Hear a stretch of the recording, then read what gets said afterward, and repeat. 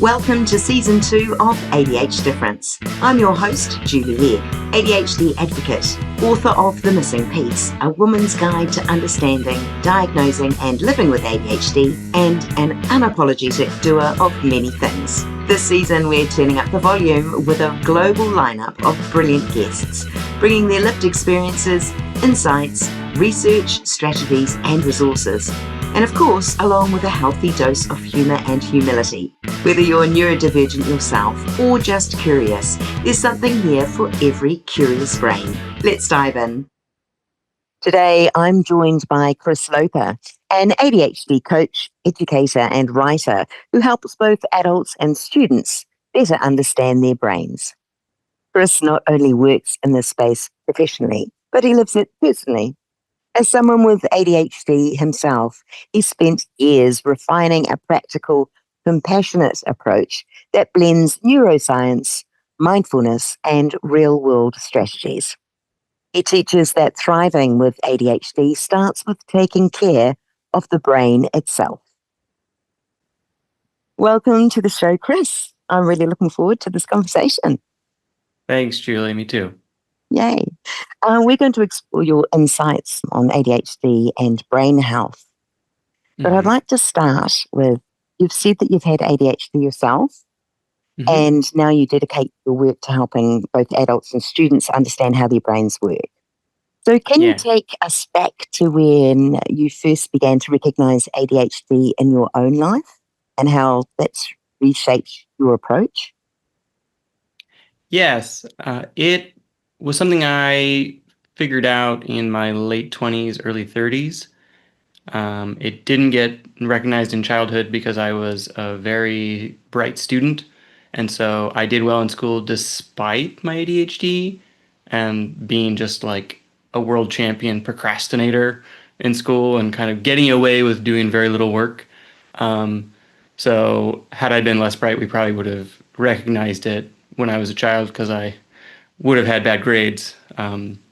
But as such, I did fine until my late 20s when my world kind of fell into a downward spiral of depression and anxiety coinciding with a bunch of injuries that kind of took me out of my ski bum lifestyle and forced me to finally grow up.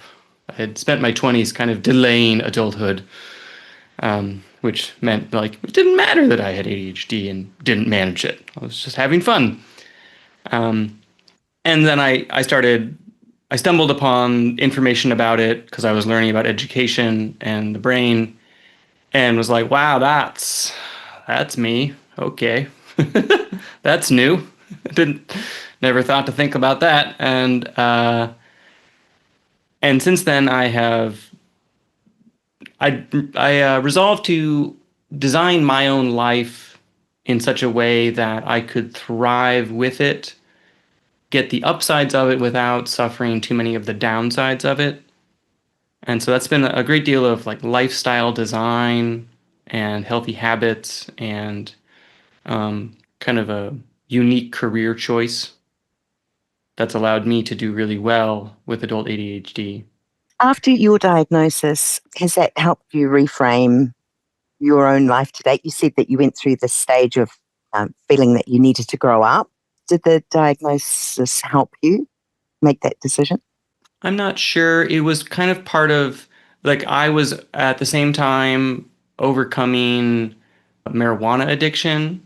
And anytime I tried to quit marijuana, I would just swap it out for drinking. And I just realized I was like very prone to depression if I didn't manage myself.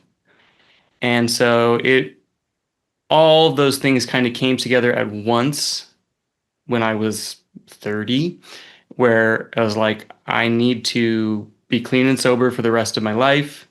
I need to kind of go all in on self-improvement and physical and mental health to stay out of depression, to manage anxiety and stress, and to manage ADHD. And so it was kind of I do all this at once, and which seems crazy. And like, I didn't actually just, start doing 40 healthy habits all at once, because that's not how you change your behavior. But over the course of a few years, I went from kind of being a train wreck to thriving by building up a bunch of habits. And being aware of my ADHD was definitely part of the motivation to get all my stuff together. And you've worked with both students and adults with ADHD, and you're becoming better coaching, which gives you a unique perspective too. And I'd love to hear about some common threads that you see across the ages.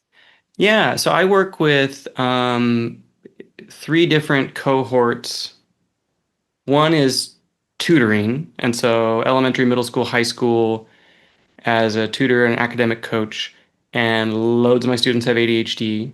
So I see it and engage with it there in sort of a school work style of setting. And then the second category is adults who are trying to change their habits. Most, maybe 2/3 of my adult habit coaching clients have been adults with ADHD, because they are struggling to get their life in order as they also try to be an adult in the world. And then the third group is college students, where I blend habit coaching and academic coaching. And pretty much all of them have been students with ADHD who are having a hard time at university and need extra support. And so in all 3 of those groups, the theme is they feel like there's something wrong with them, like they're broken and deficient. And that often goes hand in hand with having a diagnosis as a label, but not having any tools. Like in America, I don't know how it is in New Zealand, but in America, the most common thing is you get diagnosed at some point during childhood, and then we give you medicine, and that's it. We don't teach you skills. We don't dial in brain health. We don't do any of the things that you could do on top of or instead of medication. We're just like, the easiest thing to do is just give you meds and we move on with our life. And it helps for a little while, but it also messes up their sleep and their food, and it's not great. When my students and adult clients try to get their act together in the traditional sense of like, well, I know I need to stop procrastinating. I know I need to study more. I need healthy habits, etc. Their approach is brute force willpower to change their behavior, and to focus, just brute force mental grit to stay focused on the work they have to do. Because nobody ever showed them that they could do it strategically and lower the amount of effort required to make it easier to do the work. And so my job across the board is really to come in with strategies and be like, hey, look, millions of other people have dealt with these same problems. We don't have to reinvent the wheel. There's a bunch of good techniques out there and a bunch of good tools. Let's start trying stuff and see what works. In the end, you can't tell kids or grown-ups that like, you need to do this and then it will be better. They have to experience it. And so the breakthroughs, in a sense, are when they've had an opportunity to engage with some strategies and felt success come to them as a result. Then they buy in and they go, oh, strategy is actually good. This is the way. And then as they encounter problems in the future, as they move forward, then they'll be more likely to reach for a toolkit rather than like just brute force your way through it. I agree. And in New Zealand, it is the same with regards to after diagnosis. There isn't a clear pathway to guide people. They can flounder a lot until they find their own path. But yes, the go-to appears to be medication. I haven't been medicated myself, and that was through choice, but partly I probably wouldn't have a choice anyway due to other medication that I take. So yes, it's great to know that there are non-medication tools that we can use. And which brings me on to my next question, because you've said your number one strategy for thriving with ADHD is optimizing brain health. Hmm. So, why is it such a crucial foundation? And what does it actually look like on a day to day basis? Yeah. So your brain is the most complex organ in your body. It's at this point, it's the most complex or object in the known universe. Until we discover alien intelligence with something more than ours, it's the weirdest, most complicated thing we've got. And so, of course, it's incredibly sensitive to changing physical inputs. Like, you're like, well, when I don't eat well, my gut doesn't feel good, or I feel tired. Maybe my heart doesn't have enough going on because I haven't been exercising. Your brain is more sensitive than everything else in your body to changes in nutrition, um, oxygen, blood flow from exercise, sleep is huge. So that's why it's so important to dial in brain health. The part of your brain that does the heavy lifting for focus, decision making, executive function is the prefrontal cortex, the kind of big part of your brain right behind your forehead. That is the first part of your brain that shuts down when you are tired, hungry, um, and when it feels like we don't have enough resources. This is the most expensive thing we've got. We're gonna power down and just keep the most essential functions running. And so that's why you're like, wow, I really can't struggle. I'm just struggling today. Like if you got a bad night of sleep or if you haven't been eating well. So if you if you're anybody really, but especially if you have ADHD, optimizing your brain health should be a top priority. And this is true whether you're on medicine or not. Um, Physical exercise is incredibly good for your brain. Most people exercise because they think, oh, I'm supposed to, or it's going to be healthy. I'm going to live longer. I'm going to look better. That's all great. The most important thing is that today, if you exercise, you're going to have better mental endurance. You're going to have more focus. You're going to be sharper. You're going to feel better. You'll be happy. So that's the real reason to exercise every day. Same thing with nutrition. People are like, well, I only eat well because, my doctor said so, or because supposedly vegetables are good for you. Well, yeah, sure, long-term health, great. But today, you're going to have better brain function if you eat healthily. You're going to have increased focus, reduced anxiety, if you're giving your brain high quality fuel. Um, so that means lots of vegetables, fruits, berries, nuts, avoiding sugary foods and processed foods, eating healthy fats. So, that's a big darn deal. And you're fighting an uphill battle in the modern world diet, but it's very, very worthwhile. And the other really big one is sleep. That Mm. sleep problems and ADHD tend to go hand in hand.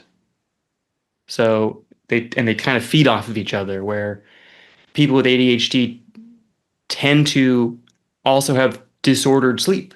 Like they have a hard time going to sleep, and then they'll have to get up early because the world wants them to get up early, school wants them to get up early, jobs want them to get up early. Maybe they have kids. Um, so then they're sleep deprived chronically, and that just destroys brain function. And so they're just operating at 50% all the time because they haven't been getting their sleep dialed in. What is the best sleep duration? What should we be aiming for every night? It varies by age. If you're an adult, it's like 7 to 9 hours. It's a little more if you're younger. Um, I'd say if you're an adult and you're not getting at least 7 hours, you're chronically sleep deprived. Hmm. My Um, trouble with sleeping is that my mind is wide awake at about 4 o'clock in the morning. wide Hmm. awake. Yeah. And if I try to sleep, I will toss and turn and actually frustrate myself so much. I might Right. as well just get up anyway. So I'm early to bed, but very early to rise. And unfortunately, I'm not always hitting that 7 hour mark. You can make up for that in other ways. So, and that kind of pattern is normal as people enter their gray hair years. Is like I go to bed earlier and I find myself waking up at 4 or 5 in the morning, no matter what I did. It's like, well, Yeah, great. that's me. Yeah, that's normal. And as you get genuinely older, like seniors, I think need less sleep than adults. So we kind of go through a steady decline in our sleep needs as we age. But That's you can still make up for it by taking a short nap at some point during the day. Some people are much better for at biphasic sleep, sleeping, a chunk in the night, but then, they get up and they get up, and that's fine. But then they take an extended nap at some point later, and that's actually totally healthy and normal. We just don't think it is because we've been told you're supposed to just go to bed and stay in bed, you know, and if you can't, then there's something wrong with you. it's great to know that there are different rhythms, I guess, to when it comes to sleep patterns. Yeah. Um, you describe focus as a muscle, which I Hmm. love. So, can you explain why that's true and how people with ADHD can start to strengthen that muscle in the brain? Yeah. So I love the metaphor that your brain is like a bunch of muscles. All the different abilities that your brain has operate very similar to the different muscles in your body in the sense that if you use them, you strengthen them. And if you don't use them, they atrophy, they get weaker. And so you can think of ADHD in part as having a naturally weaker focus muscle. Um, and that is more or less the prefrontal cortex of the brain and its ability to direct your attention at a desired thing, which is, let's be honest, usually something boring that you just are supposed to do. It's not really what you want to do, and that's why it's hard to focus. Um, Anything you can do to deliberately practice focusing will train that muscle. The most classic and well studied is mindfulness meditation. So, this comes from Buddhism, but it doesn't need to be religious at all. You just sit somewhere comfortable, close your eyes, and try to pay attention to your breathing. Like, like point your brain, your mind at the physical sensation of air going in and out of your body. And that sounds really simple. And it turns out it's like the hardest thing in the world. You will stay focused on your breathing for 1/2 to 2 breaths, and then your mind will wander off. And you'll go, what? And at some point, possibly minutes later, you will realize, I'm just like thinking about stuff and daydreaming. I was supposed to be focused on my breath. And you bring it back. You bring your attention back to the sensation of breathing, and it lasts for a breath or two, and your mind wanders off again. And the whole game is noticing that it wandered off and deliberately bringing it back. It Hmm. goes away, you notice it, you bring it back. That's like bicep curls for your prefrontal cortex.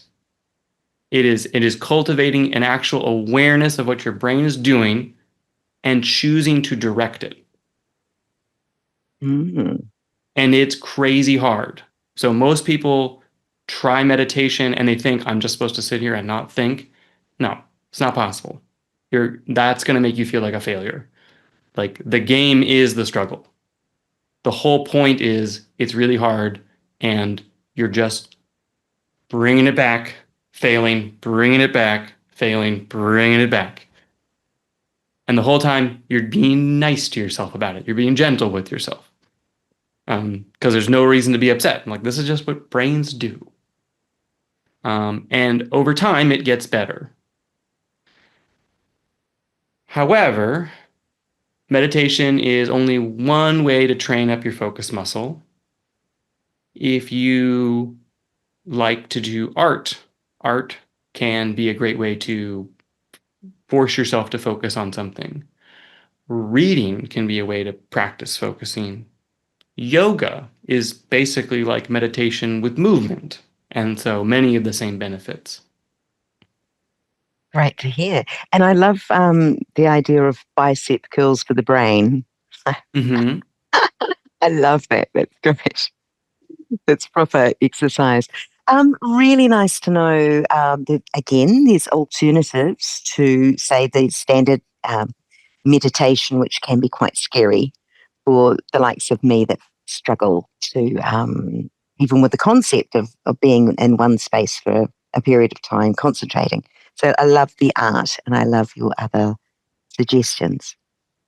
Mm-hmm. When it comes to the work that you do supporting others, I'd love to know what works for you. You know, is there a specific strategy that you personally rely on to keep yourself balanced and thriving well? I have for the last 10 years started every single day with a routine of self-care. Um, this is part of the going all in on brain health Mm, that I do. And so when I wake up in the morning, my phone's in airplane mode, and I try to keep it in airplane mode until an hour or two after waking up. And I begin my day with movement, meditation, reading some wisdom to kind of feed my brain smart ideas that will help me throughout the day, and then some kind of genuine physical exercise, and then like a healthy breakfast. And then I may be ready to engage with the world and, check my phone, check email, etc. Better if I can avoid that even longer and do some writing or work on something creative, because I'm going to be much better at that if I've avoided inputs. So I highly recommend trying to delay engagement with the digital world right after you wake up, and instead give yourself some time to prepare your brain for the day. and how long would you set aside for your self care routine in the mornings? Well, now it's um, maybe an hour and a half to two Great. hours, um, depending on what kind of a workout I'm doing. Um, some days this is 5 minutes of abs, and some days it's like I'm going to the gym for an hour or I'm going on a long bike ride. Um, yeah, but I didn't start with a big, long, elaborate routine that I have now. And I didn't start by dedicating all that time. I started small with, you know, like one small habit that I could commit to doing every day when I woke up. And after that became easy and automatic, I layered on a little more. And so over time, I've built it up to be this thing that would feel impossible if you were trying to start it tomorrow. Um, so I certainly recommend start small and easy, build up gradually. Sounds great. And I think, like setting any goals to make them achievable, which encourages us to keep going because they're doable and we can tick that off as achieving that specific thing Yeah. in a day. So that's great advice. What are you currently working on at the moment? What's lighting your fire and what projects are ringing bells for you in a positive sense? Um, the work I'm doing with college students, which is through smartcollegehabits.com, is has been turned out to be just an amazing fit for my skill set. Having done so much time working with academics and so much time working with habits with adults, and bringing those two together for young adults who are still in school but really eager for the big picture support, um, and especially like figuring out brain health and technology addiction and navigating the world of academics. Um, having basically a mentor who's got some knowledge and some wisdom, but who's going to talk to them not the way they're used to being talked to, like by their parents, someone who's not going to judge them. And I have really, really enjoyed that work. So that's my latest and greatest um, project. One of the most empowering parts of your message is about living a fulfilling life with ADHD, not just managing Yeah. it. So, how do things like career choice and hobbies or creative pursuits fit into that picture? Yeah, that's a great question. Most careers, traditional 9 to 5 careers, aren't a great fit for people with ADHD. And so if you have the ability to choose a career that's a better fit for your brain, please do that. Um, extreme example, like I couldn't be an accountant. It's just too boring, right? Um, there was a period of time when I got a job as a receptionist because I was in between things and hadn't figured out what I was going to do, and I could get hired. I was so bad at it that I got fired. Like my job was just to sit there and greet people when they came in, but I was up and about. Like I was away from the desk, walking around. I got in trouble for laughing too loudly. So like not a great fit. Um, so like I don't do one thing. I do multiple things. I'm a tutor, but being a tutor means every hour it's a new student and it's maybe a new topic, and so there's lots of variety. Keeps me from getting bored. Um, but that's not the only thing I do. Like I have to run my business, so there's accounting, there's email communications, there's uh, marketing. I have a few different websites that I run. I write 2 different blogs. I do habit coaching with adults. I do college success coaching. Um, and so from a work standpoint, I just decided like I don't have to do the standard 9 to 5 one kind of thing. I get to have a variety. And that's a great fit for me.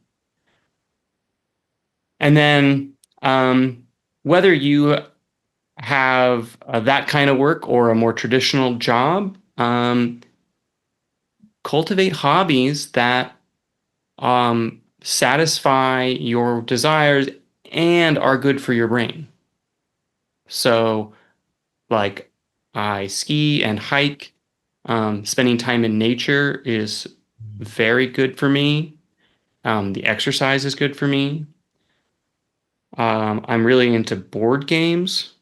Playing heavy strategy games has actually been really good um, because they're both fun, but they're also executive function training because you have to make a lot of difficult decisions and plan ahead, and they kind of work out the brain muscles that are kind of naturally weaker if you have ADHD, but in a way that's Are we, fun. are we talking Dungeons and Dragons? No, that's a role-playing game. I'm talking about like modern board games that are long and complicated. Have you got some suggestions? I mean, if you want something very complicated, I like Terraforming Mars. It's a game about turning Mars into a habitable planet. On the lighter end of things, Wingspan is very good. It's a game about birds. We actually got into birding after we got into that game, and birding has been an excellent ADHD hobby because it's an excuse to go out in nature. You're learning new things about what you see in nature, and if you have ADHD, your head's on a swivel. You're constantly like noticing new stimuli. That's birding, and it makes you really good at it. And so then you're like, I pick up on sights and sounds that a neurotypical person might not notice. And so then I'm like, with my binoculars, ha, I found it, you know? Wonderful. Well, that's brilliant. I love that. I must try that myself. And for someone, Chris, who is just beginning to understand ADHD for them Yeah. and maybe a Hmm. bit overwhelmed by the whole thing, what Yeah. would you most want them to know? Um, that you're not broken. Like there's not something wrong with you. We've really done a bad job with the labeling. You know, ADHD, the two D's are like deficiency and disorder. So I love the title of your podcast where the last D just it becomes difference. It's like, no, you have a different brain. And we've actually discovered through genetic research that your brain is more well adapted to a hunter-gatherer world rather than the modern agricultural and industrial world. And so you have a brain that evolved to do really well the way our ancestors used to live, walking around in the woods, looking for food, avoiding danger, exploring new territories. That's the kind of brain you have. It's just that the modern world that we live in mostly doesn't align with that by default. But you can be strategic about how you take care of yourself so that you get fewer of the downsides of ADHD while keeping the benefits of more creativity, sense of humor, energy, the things we don't really talk about that are actually great about ADHD.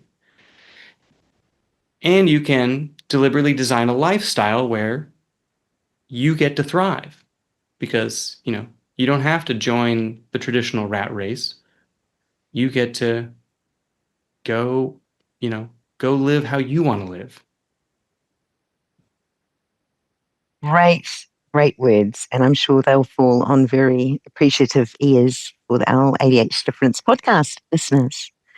Chris, thank you so, so much for joining me today. I'm going to have all of your links in the show notes for people to find you and to reach out and say hello. So thank you for your words of wisdom. They've been wonderful. My pleasure. Thanks, Julie.